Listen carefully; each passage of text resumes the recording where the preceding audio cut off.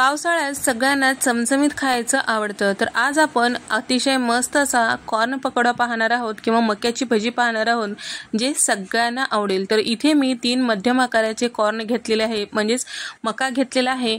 आता याला आपल्याला सुरीने किंवा चाकूने छान असं सोलून घ्यायचं आहे किंवा कापून घ्यायचं आहे।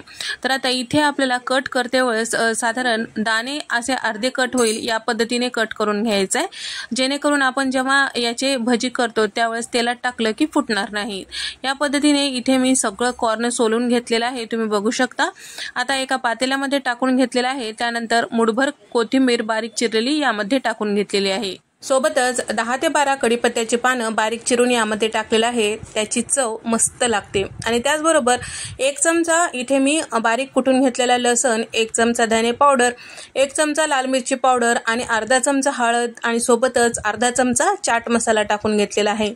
अर्धा चमचा ओवा हातावर चुरून यामध्ये टाकलेला आहे। अर्धा चमचा जिऱ्याची पूड इथे मी टाकून घेतलेली आहे। सोबतच इथे मी टाकून घेत आहे चवीपुरतं मीठ आणि 1 पाव चमचा इतकं काळं मीठ। तर पहिल्यांदा आपल्याला हाताने छान असं मॅश करून घ्यायचं आहे, म्हणजे याला पाणी सुटतं। पाणी सुटलं की आपल्याला पीठ टाकायला सोपं पडतं, जास्तीचं पाणी वरतून आपल्याला लागत नाही। सोबतच इथे मी कपभर इतकं बेसन पीठ आणि अर्धा कप इथे मी कॉर्नफ्लॉवर घेतलेला आहे।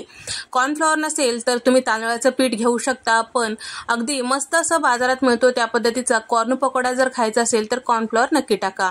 तर या ठिकाणी सगळं छान मिक्स केलेलं आहे, अगदी 3 ते 4 चमचे पाणी यामध्ये टाकून छान व्यवस्थित मिक्स केलेलं आहे।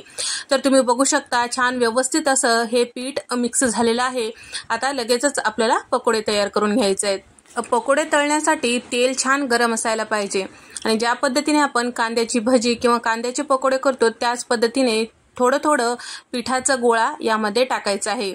तर या ठिकाणी जेव्हा आपण भजी तेलात सोडतो त्यावेळेस थोडंसं हाताला पाणी लावायचं, म्हणजे छान असं भजी तेलात सोडता येते।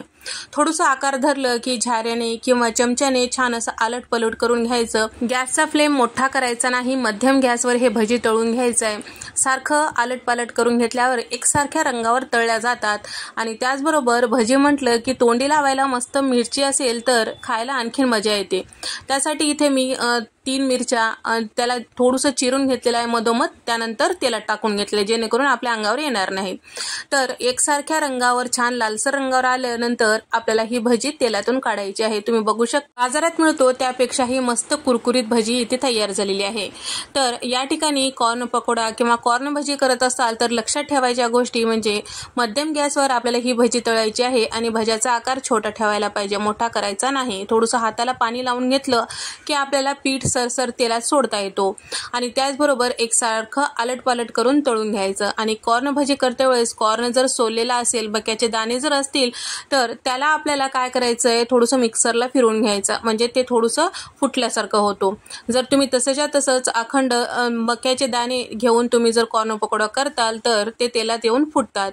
आणि जर तुमच्याकडे कणीस असेल किंवा मके असतील तर मी सुरुवातीला दाखवल्याप्रमाणे सुरीने किंवा चाकूने त्याला सोलून घ्यायचं, म्हणजे त्याचे तुकडे होतात आणि छान व्यवस्थित असे ही भजी तयार होतात।